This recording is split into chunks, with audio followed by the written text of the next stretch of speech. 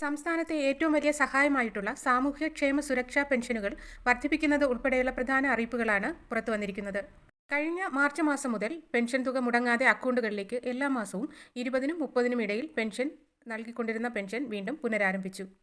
നിലവിൽ ലഭിക്കുന്ന സാമൂഹ്യക്ഷേമ സുരക്ഷാ പെൻഷനുകൾ ഉയർത്തി 2500 രൂപ വരെ ആക്കും എന്നായിരുന്നു സർക്കാരിന്റെ വാഗ്ദാനം.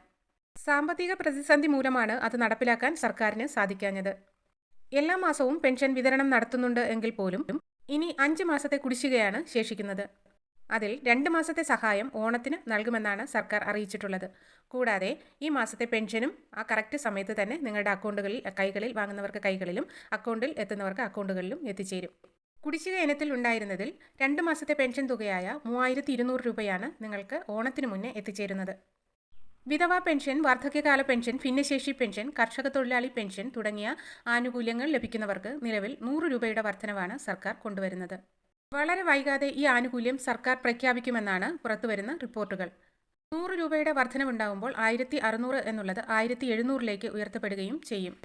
62 ലക്ഷത്തോളം വരുന്ന ആൾക്കാർക്കാണ് ഈ ആനുകൂല്യങ്ങൾ സർക്കാർ മുടങ്ങാതെ നൽകി വരുന്നത്. ഈ ആനുകൂല്യങ്ങൾ മുടങ്ങാതെ ലഭിക്കാൻ മസ്റ്ററിംഗ് ചെയ്തിരിക്കണം.